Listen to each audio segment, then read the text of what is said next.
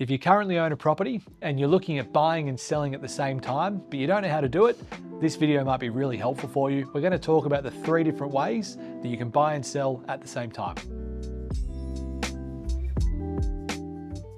The first option is if you go and buy a property first, utilizing finance from the bank. Typically what's involved there is you're going to go and speak to the bank, get a bit of an assessment around whether you can get something that's called bridging finance. Bridging finance means that you're able to go and buy a property and settle on the property, and the bank will give you a short-term loan, which will allow you 12 months to be able to go and sell your current property after you've moved into the new one. The benefit is that it's super convenient. You can literally take as long as you want to go and secure a property. The only con is doing bridging finance can be hard to get. The serviceability requirements mean that you do need to be able to afford to pay 2 loans. And secondly, the interest rates are quite a bit higher. So it's super convenient, but can be a more expensive option.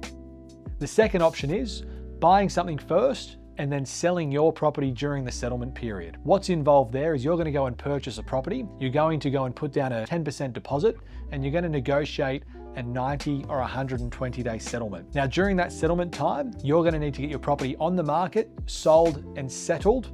So the money from your sale is going to be ready for the settlement of your new property. The main benefit is that you do get to avoid bridging finance, and you do have the luxury of being able to secure a property first. But the main risk is if your property doesn't sell or something goes wrong, then you do run the risk of losing your 10% deposit. Also, from my experience, it's a really stressful way to sell a property.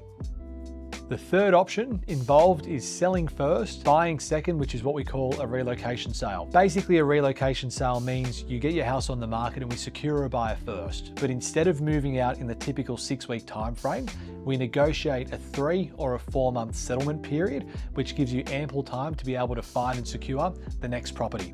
Further to that, if you're in a position where you don't have the 10% deposit to secure your next home, you can actually utilize the buyer's deposit that they've paid on your property early to be able to be transferred across to be used as your deposit for the next property, which is super handy if you've got all of your money tied up in the equity of your home.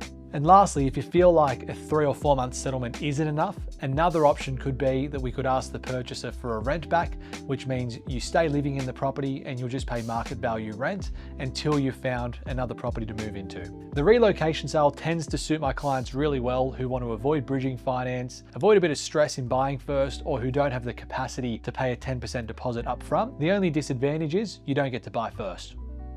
Hopefully that information was helpful. My name's Tim, founder from A&CO. It will be my pleasure to help your family live your dream.